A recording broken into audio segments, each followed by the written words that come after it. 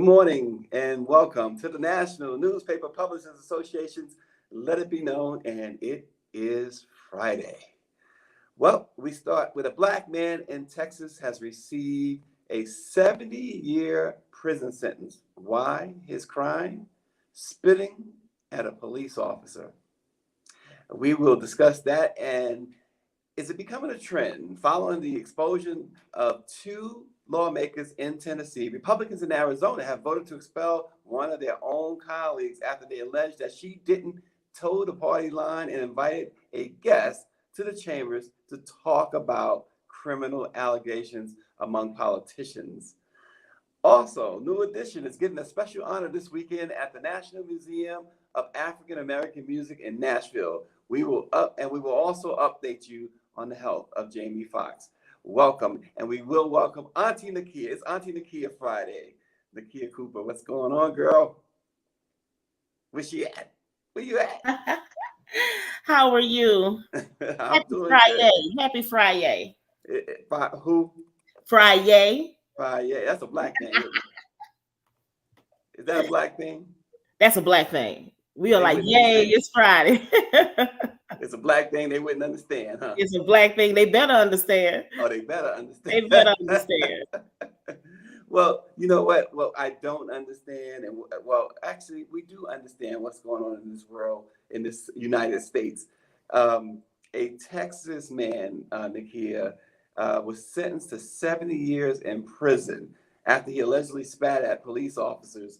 His name is Larry Pearson. He's 36 years old. He was arrested on a domestic violence charge last May, and where the victim told police that he hit her several times and was armed. Well, the firearm was actually an airsoft gun, and a police report stated that the victim had multiple visible injuries on her face. But when Pearson was taken into custody, he was upset. Mm-hmm. And when police ordered him to stop, he allegedly spat at them, not on them, but spat at them. And so he was found guilty of harassing a public servant for spitting at these officers. And during the trial, of course, the prosecutors argued that he was a threat to society, et cetera, because he had previous convictions.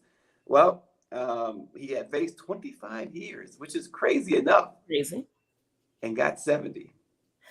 So the retaliation is real. That's the way that I think, right? And where is the justice or the justice for just us, right? There is none. There is none. What about all of the police officers who are roaming the streets after they have beaten and killed our black men?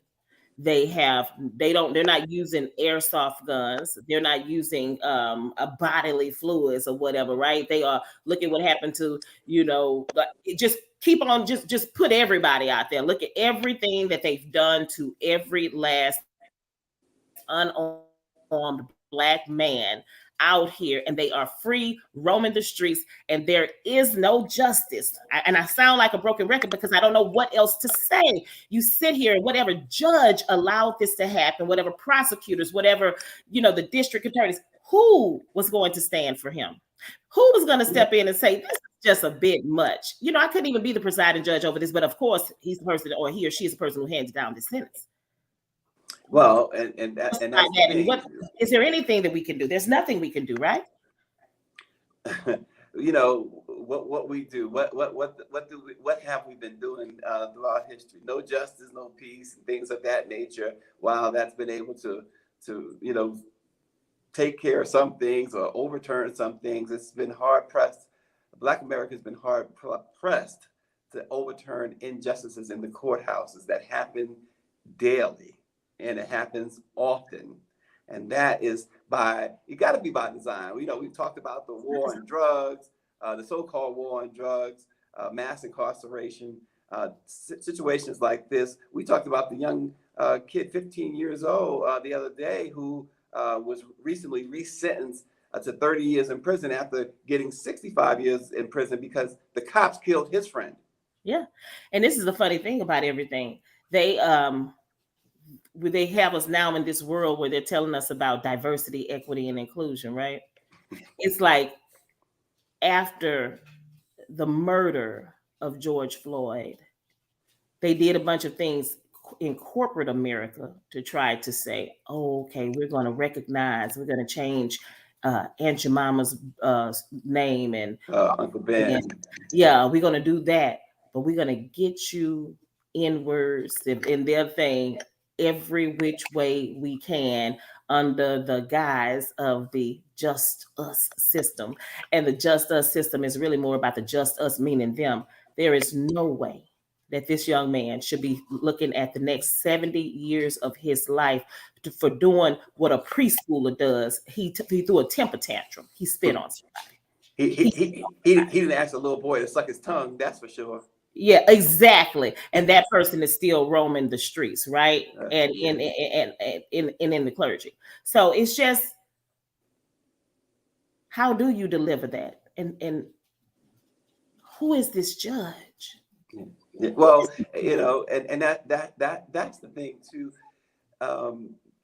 As we said, it constantly happens. These judges have absolutely no type of I mean, to say they have no heart is giving them the benefit of the doubt in itself. I mean, they're just, this is a plot.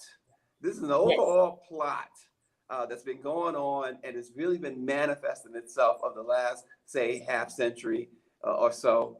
I mean, half decade or so, I should say, where we keep hearing about the browning of America, the darkening of America. And that is really what's driving all of this, in my view. What's really driving all of this.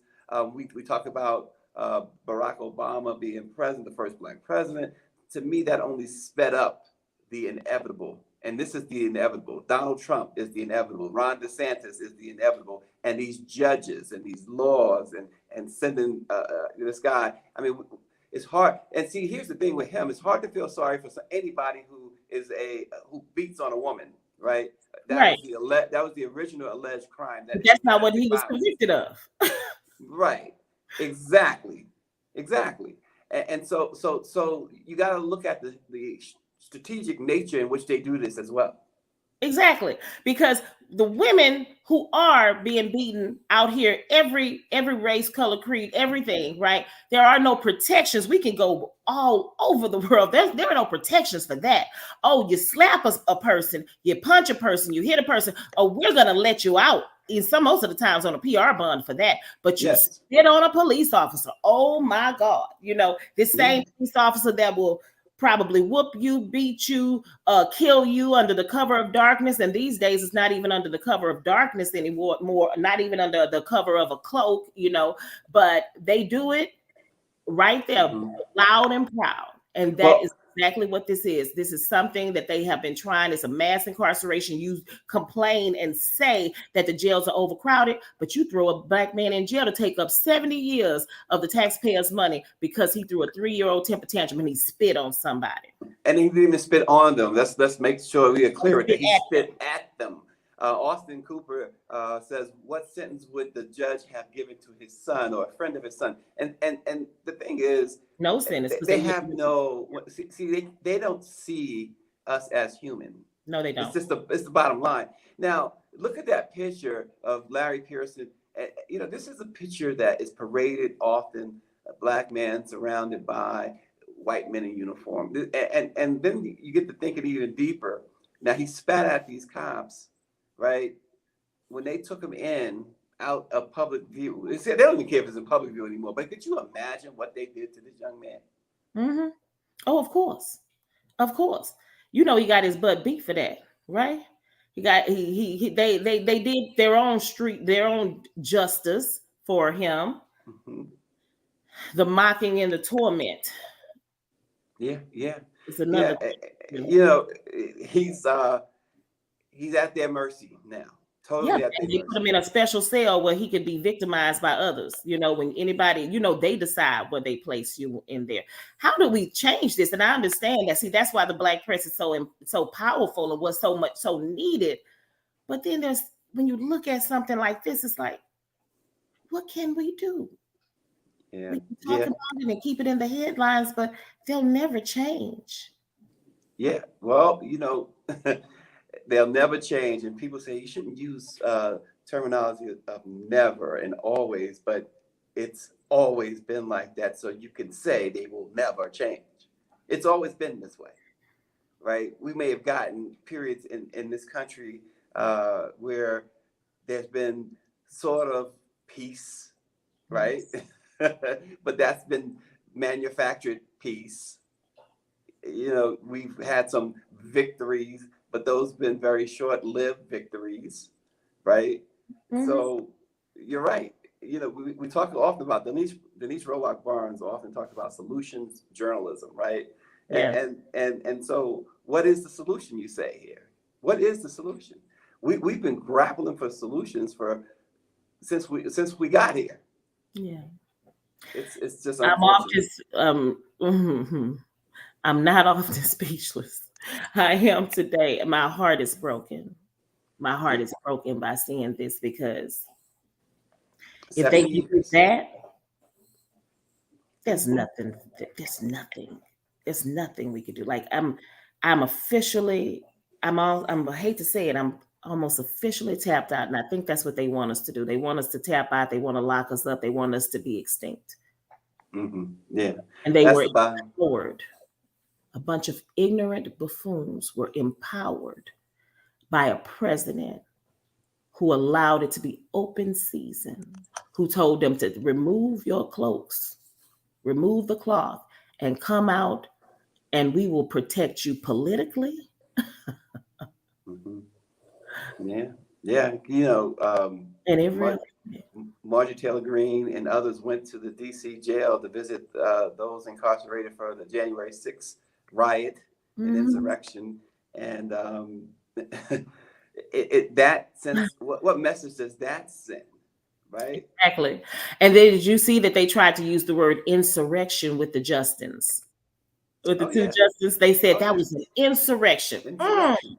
Using a bullhorn to demand justice for children who were killed by a mass shooter and gun control laws is very different from defecating in the offices of people and trying to hunt down female politicians and all of that. And This the vice president. the walls of the building, climbing up, scaling the walls like miniature King Kongs, right? But they called us savages. Yeah, yeah. Interesting. And you mentioned that Tennessee situation. There's a new audio tape of what went on behind the scenes there. The speaker, Cameron Sexton, this, you know, they talked about the Republic, saving the Republic. And that's what it's all about. He said it out loud, but he didn't know. I guess he didn't know it was being recorded. And that's what it's all about. And look what's happening now. We can segue to Arizona, right? Now, these are all Republicans. Arizona State House, they ousted a member because she decided to bring someone in to speak about crimes committed by politicians. And so Rep. Liz Harris was ousted. How do you... So here's the really big issue with this and what happened in Tennessee. Yeah, those young men were reinstated, but the fact that they could toss them out. These are elected officials, elected, right? Liz is elected. Liz Harris, elected. And so you're telling the people, her constituents, and Justin's Jones and Pearson's constituents that they don't matter. You don't matter. We don't care that this is who you put there. We're taking them out. And when they say that they don't matter, they're also saying your vote doesn't matter, because we're voting people in, right? And they're saying, but I could toss them out at any time, right? Then the people that we don't vote on, then, and the people that are appointed, the people that are just sitting there and doing all these kind of things, then these egregious acts, they're like, whatever.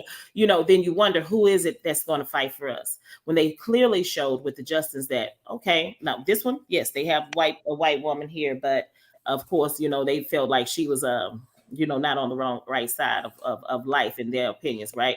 It's how dare you bring a guest to the dinner, to the dinner, you know, you know, and then with the Justins, and they allowed the white woman to stay, and she was doing the same exact thing. It's just showing us where race and politics are going in this country. It's showing us where democracy really is taking. It has taken a tumble, and Yeah. we are all fighting to come back. Yeah. And they Yeah. want us to give up on that fight. And so I know it's a tough question for you, but you've been talking about it. What do you say to individuals who, or well, what do you say to individuals, right? Who say, what can we do? We can't do anything. Do you point to the two Justins because they were able to get this overturned? It seems like there's this silver, not a silver lining, but this little bright light somewhere, right? But every time that light gets, the power gets taken out of that light, and then up props, comes something else. So what do you say? So what I would say is that I know how we love to say, because I just said, oh my God, I'm officially tapped out, right? But then you have to get reinvigorated and keep saying, they say, I'm sick and tired of being sick and tired. Well, guess what? Knuckle up again. We go back in. We keep fighting, right? We are in the world of social media. We are in the world of mass media. We are in the world where we can just continue to keep shining the light, because what happened to the Justins was turned around because immediate attention was put on it, and people were not going to let up until they said, oh, we're going to change the rules. Remember, usually it would have taken a longer time for the voting to be reinstated. They changed those rules of negative attention and all of that. We just have to keep putting this out there. People have to continue voting. People have to keep writing or watching the proper programs. You have to tune in. They can no longer allow themselves to consume snackable media. And that's the thing. I understand that everybody's talking about the low attention span of this generation. Yeah. They even tell us journalists that don't write long form articles anymore. We Right. want you to just keep it snackable content because people aren't reading anymore. Well, if you stop reading, if you stop watching, if you continue to only consume bits and pieces of your life, they are going to continue to chip away at massive pieces of your life. You have to move forward and keep fighting and educate yourselves and go back to the old school ways. We got things of the way that we march, the way that we shout, the way that we protest. We can keep it. We have to keep moving forward, but you have to stop jumping in here and there, and it has to be continuous, and that's the thing. Yeah. And Well, we have to support each other. Well, and you mentioned the whole reading and education. Well, guess what? Guess what they're doing around the country, right? Banning books. Banning They're books. and and you're so right. I've heard many of editors now over the last several years, in fact, keep it to 700 words or 600 words. And in a lot of cases, you do best if you keep it to 500 words. My goodness, sometimes my opening paragraph is my lead is 500 words, but you're right, and so it's further encouraging folks not to read. We can say that, and it's true what you said. People are just not reading a lot at all. They want to see the clickbait, and what that clickbait headlines. That this is why disinformation spreads so much. Yeah. Because of that clickbait. And what's interesting. Senior citizens, for the most part, are the ones you see still with the New York Times or with the Yes. Amsterdam News or something like that, and they are up on everything, right? Yes. That is important, and it's our generation or the generation after us that decided it's all about this, and like you said, the short attention span, because so much is being thrown at them, so much. They have to change their lives. They have to change their mindset. Just because. How do you do that? Solutions journalism time. How do you do that? We keep giving them information, and we keep giving them information that's going to grab we need to give them things that's going to grab their attention, and then we have to show them why it's important to read through the entire article and watch the video through the first pre-roll, right? I mean, the pre-roll and then and then the roll. Like they're saying, can you keep them past 15 seconds, 30 seconds? If they don't tune in, they're going to tap out. They're Yeah. locked up. They keep, we gain Gotta know 50 your right. yards on the field and realize that the goalpost is only supposed to be 50 more yards, and it turns out they add another 100 yards. The game is never fair. Yeah, It's never fair. it's never fair. Well, I was watching this video of Kiss, and this is a segue into what we're going to get into now, but a perfect segue, I think, because what happened was the Kiss is on tour. Supposedly it's the last Last time tour. they're going to tour, right? The last tour. Mhm. So I'm watching this video. It's happening in Brazil yesterday or the day before yesterday. They're playing, and all of a sudden, Gene Simmons, he goes down in a squatting position basically, and he cannot move. He can't. He's out of breath. He's feeling ill, and they're going. And Paul Stanley stops the show, telling the crowd, we got to get Gene well. We got to get him well. And you see the whole crew from behind stage come out there, Wow. and he was so ill that he was afraid to move. And it kind of looked like, and several people commented, looked like he was sitting on a toilet, basically. Oh, That's the way he wow. was situated. It's so embarrassing for a guy who is so proud, right? But I say it's a segue because we're going to talk about New Edition. New Edition, first of all, let's talk about the good thing about New Edition. What's happening this Sunday? The National Museum of African American Music is honoring New Edition. A new edition exhibit is going into the museum. It's sponsored by the Recording Industry Association of America. It's in recognition of New Edition's 40th anniversary. Yeah, How about that? And New Edition is 40 years old. My goodness, I feel old. I know, and Ronnie DeVoe still looks 15. I mean, like, how the heck does that happen? I need his fountain of youth. I mean, He oh my does, God. but you know who don't? Don't go there. My man. but you know what? They and you guys who are watching, you'll see why the Gene Simmons thing was a segue in a moment. But Yes. But the thing is, they have been basically the kings of R&B, right? Yes, they have. Is there a doubt about that? Well, not for someone for me, I don't know about R&B, but because then that's when you would come back with a Levert, with all of that. But they have definitely they are the king and the epics of what they call now boy bands and stuff like that. Like, they remember after it was New Edition, then there was New Kids on the Block and all of that. They took the Jackson 5 to the next level. They are our generation's and the fact that they are still, still looking fly as ever. Like, right. Groups these days do not dress alike, like, you look at that. Yeah. But like, this is nostalgia, right? This is the king. This is like, these concerts are selling out. Everybody is coming there. I am a candy girl for life. Mr. Telephone Man, N.E. Heartbreak. Yeah, this is it's absolutely amazing, and it's a show that I know I am desperate to get to. I really want to. I'm kicking myself because I didn't make it to the Houston show, working, and I just really and truly have to catch this show, and I got to catch Usher in Vegas. I just got to say that because I heard that is amazing. But before you get to Mr. Bobby Brown, yes. You said something a moment ago, and it may have went over some people's head, it may have turned some people's head. You said that they took the Jackson 5 to the next level, and I want to go back to that. Lord, fight. Well, here's the thing. Now, I'm not the biggest of New Edition's fans, right? I mean, I don't dislike New Edition. I enjoy Candy Girl, like you said. I mean, Can You Stand the Rain? Everything, right? But the thing people might find surprising, the Jackson 5 never won a Grammy, right? Really?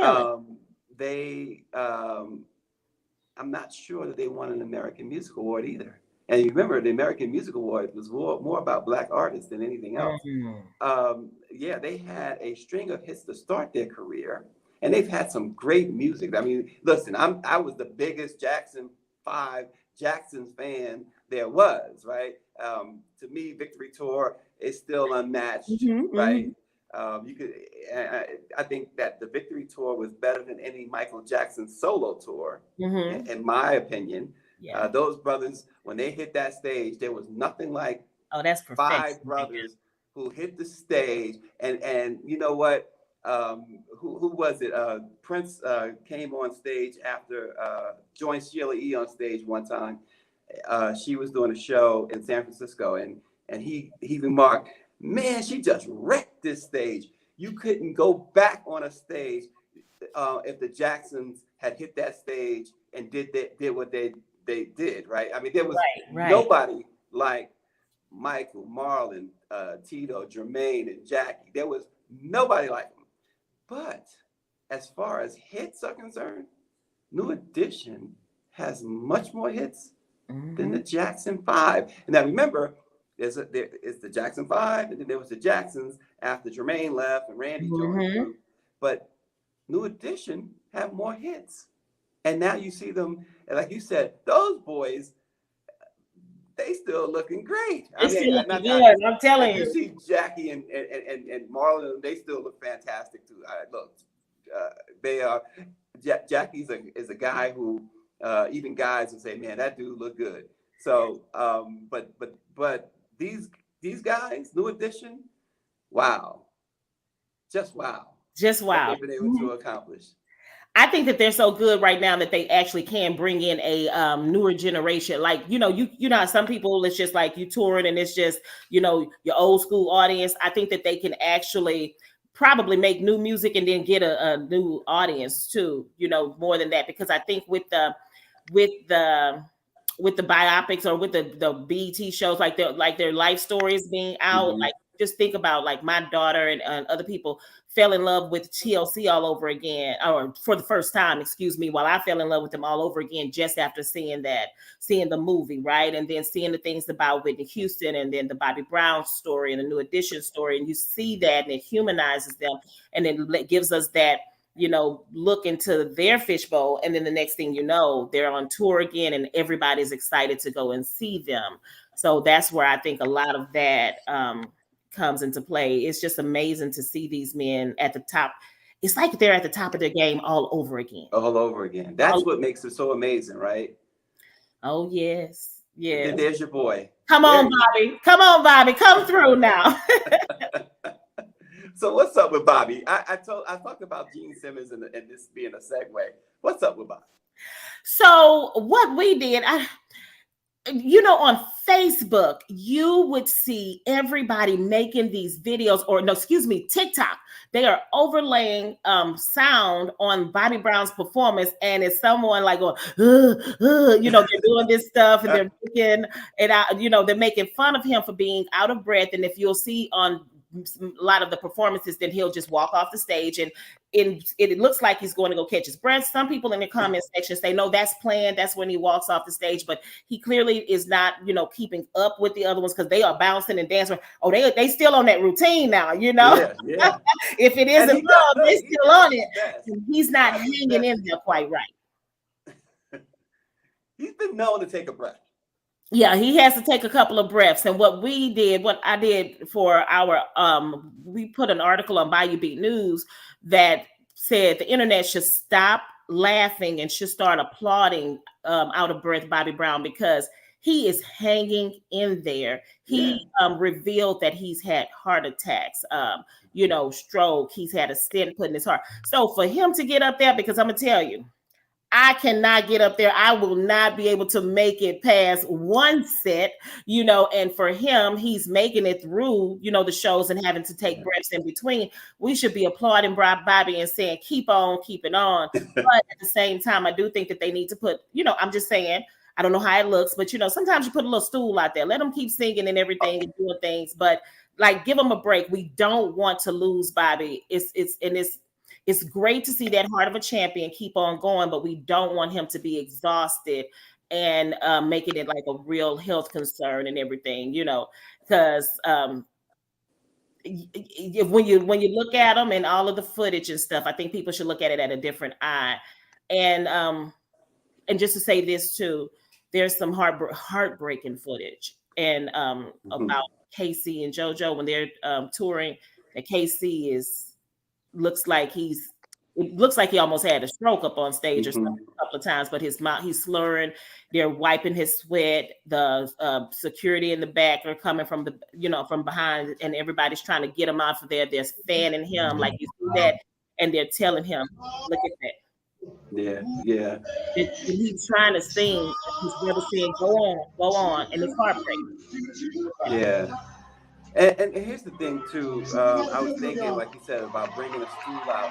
There's a couple of thoughts to that. Like the Four Tops, for instance, right? There's only one surviving original, Abdul Fakir, and he comes out now and without any, and he shouldn't be ashamed at all. I mean, the man is almost 80 years old. And he sits on a stool, and the guys are dancing and stuff. The young guys that they hired to fill in as Four Tops, Otis Williams of the Temptations. He's out there now. They don't bring a stool out for Otis. He's still trying to keep up too. Do you think? Maybe put it this way, because I think it is. I think it's adrenaline. You get on that stage and you got all these people still yelling and screaming for you and still loving your stuff. It's adrenaline. Bobby is probably fueled by adrenaline, and it catches up from time to time. And I think that's what I said. It's the heart of a champion. It is the art of the performance, right? I mean, it's the spirit of the performer. You can't, that's just like, and even though he is not out of shape and he's not out of breath, that's just like Tom Brady could not retire. Every time he tried to retire, he's coming right back, because you can't tell these people that have that in their blood to stop. You can't tell them to take a break, and they are, like, you couldn't even move KC off the stage. They're saying goodbye, we got it from here, and he would not let go of that microphone, and he kept singing. So it's just, some people say this was my life, this is the way it is, and it's good to be on stage for them. It is. Laughing at them. And David Youngblood mentions that Ron Isley is doing the same thing as well. Mr. B. Look, but I want to, before we move on, I want to mention something. Like, we're seeing this footage here, and you mentioned earlier about how they dress. No one seems to be doing that except New Edition. Oh, right, because P. Diddy kind of stopped that when he became the A&R or whatever, and he was in charge of Jodeci. Remember, that's when we saw people no longer dressing alike.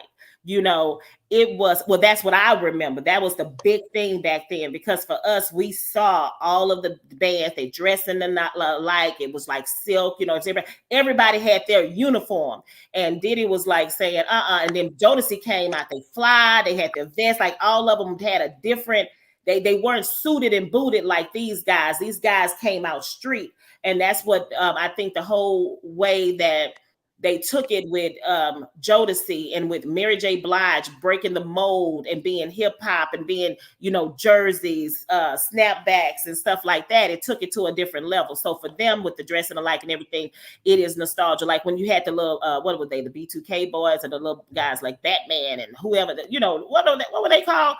I don't remember what those boys were called.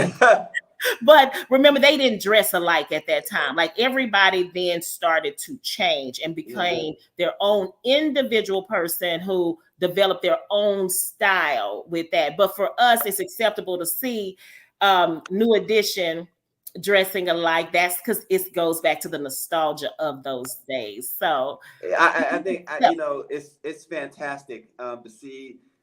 And so in this footage here, they have on the exact same colors, but then in other footages, they're wearing the same thing but different colors. I just think that the way they do it, and then you look at, we show the crowd.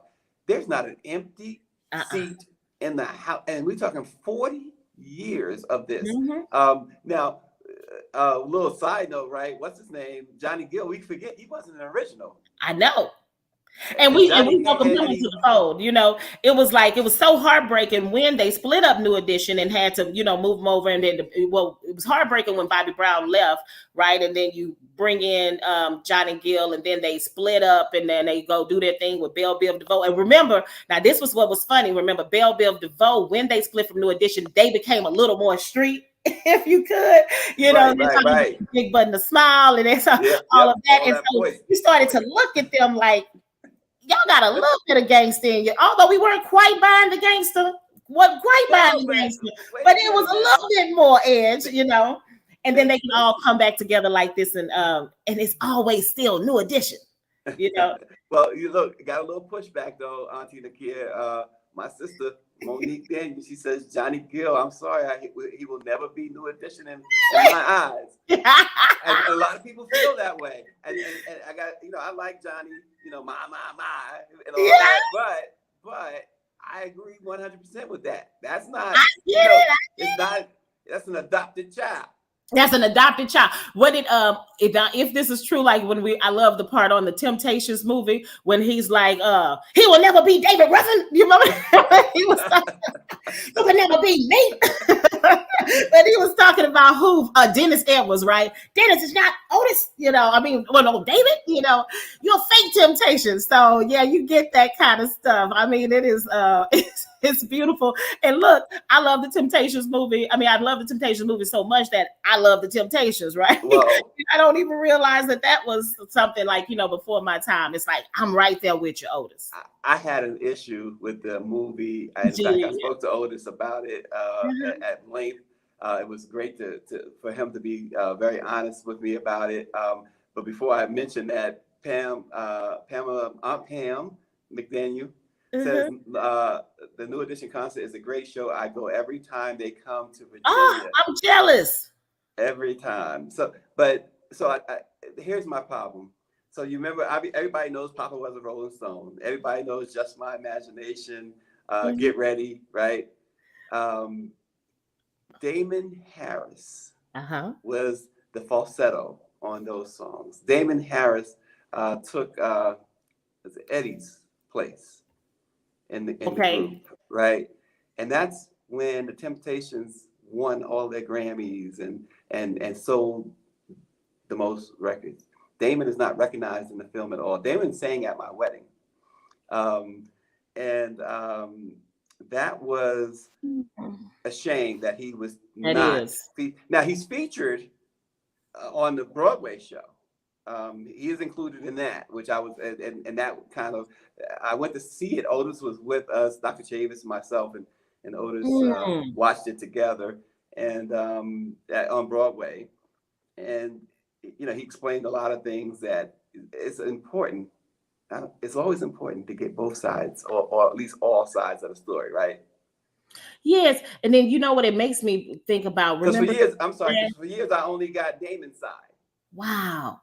It makes you think about the Salt and Pepper when they were saying Spinderella was left out of that, of the movie and everything. And people are very, come on with it. There you go. Like people feel in some type of way. But I gotta say, that was of the group.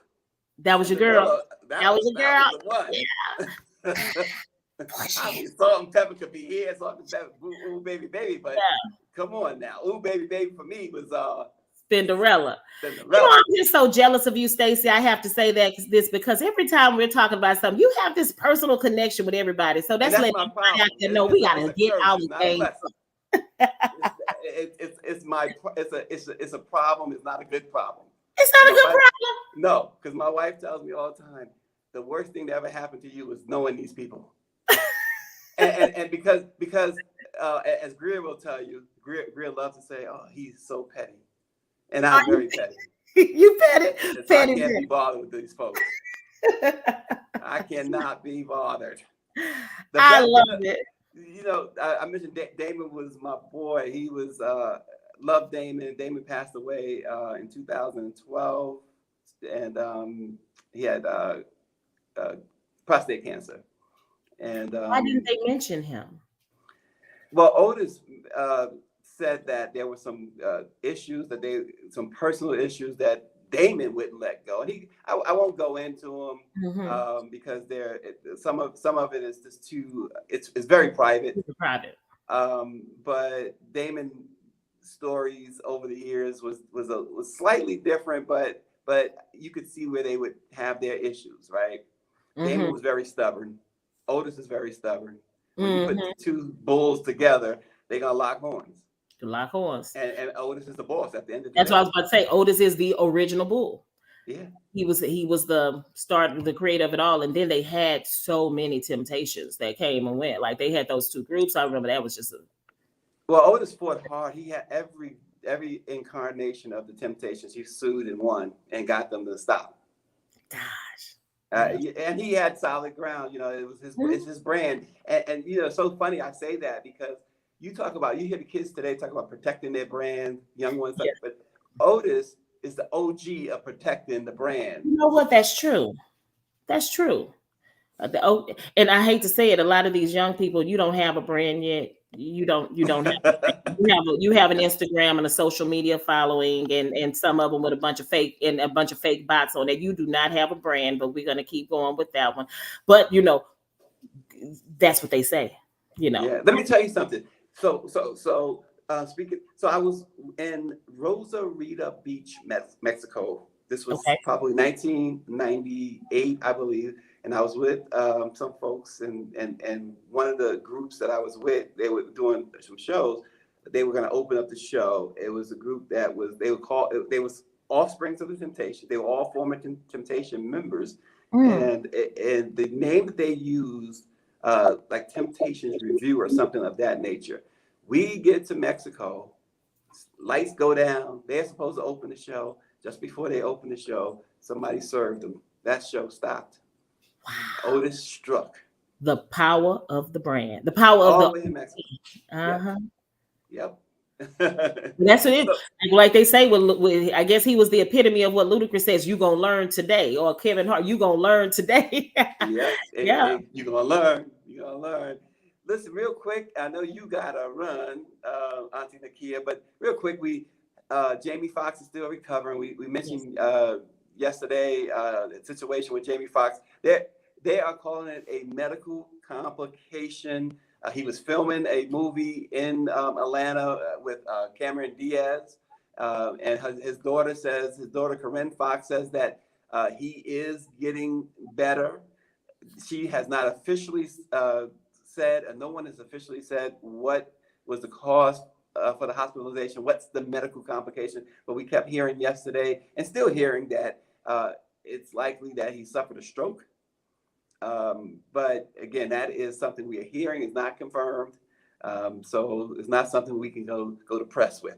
But we still, the latest on Jamie Foxx is that he has made some more improvements. That's the latest.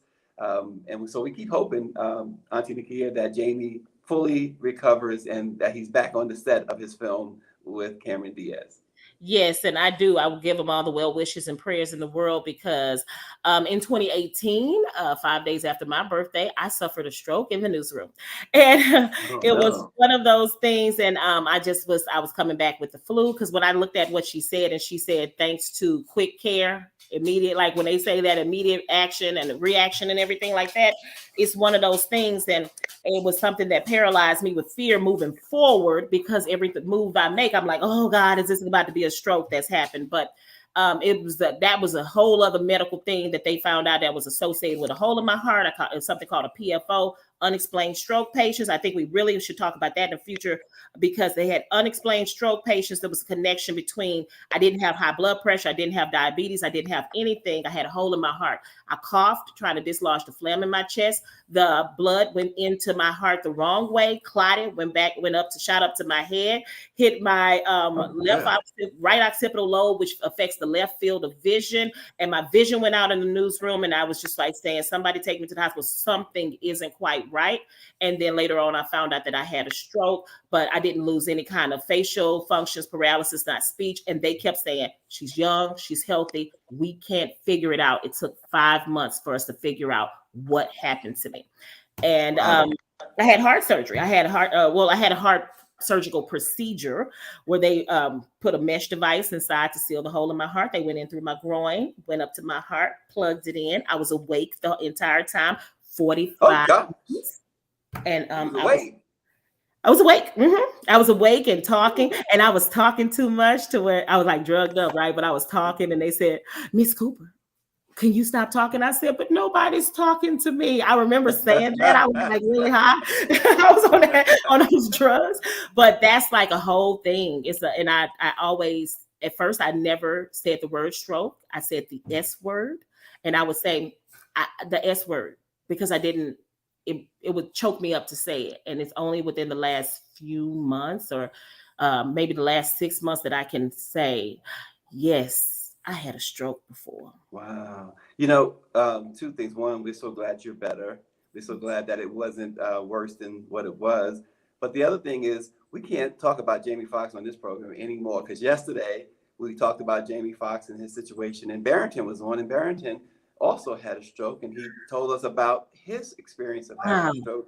So I feel like if we bring up I feel like if we bring up Jamie Foxx on Monday, somebody else who we might have on the program tell me they had a stroke. It just shows you how many people are suffering silently or have experienced medical conditions or situations, and we aren't sharing that information, and that can really help others. And it takes something to happen to a celebrity before the rest of us use our voices to say, you know what, it happened to me. It normalizes it. And even though we don't know that that's what happened to Jamie Foxx, he had a medical emergency. That's enough for people to talk about. And we know whatever it is, he's a fighter, he's a survivor, because if people like me can get on up and say this. I went back to work 10 days later. Oh, wow. Well, in the words of New Edition, let's cool it now. And I gotta get some tickets. I gotta get some tickets to some of these concerts and stuff, since you have the inside track on everybody out there. I'm gonna be spamming you when people come. You listen to Auntie Nikia. Got to talk to Auntie Pam, because Pam is going to all the New Edition shows. I didn't even know she was going to all the New Edition shows like that. I know she was the original Candy Girl. That's for sure. That's right. But going to all the shows. Come on now. Don't tell me you're a New Edition groupie. We can't have New Edition groupies in the family. Oh yeah. You can't be a groupie. Oh, I'm a groupie. You could like them, but you can't be a groupie. Yeah. No. I like them. They still got it going on. She got it going on. Women's NE heartbreak on there. Those boys are back. Congratulations to New Edition. That is fantastic. What an honor for them. 40 years. I just can't get over 40 years. They 40 years old as a group, except for Johnny Gill. Let's make sure Monique Daniels understands we're with you on that. Thanks for watching. Let it be known. Thank you, Nakia. We will see you guys on Monday.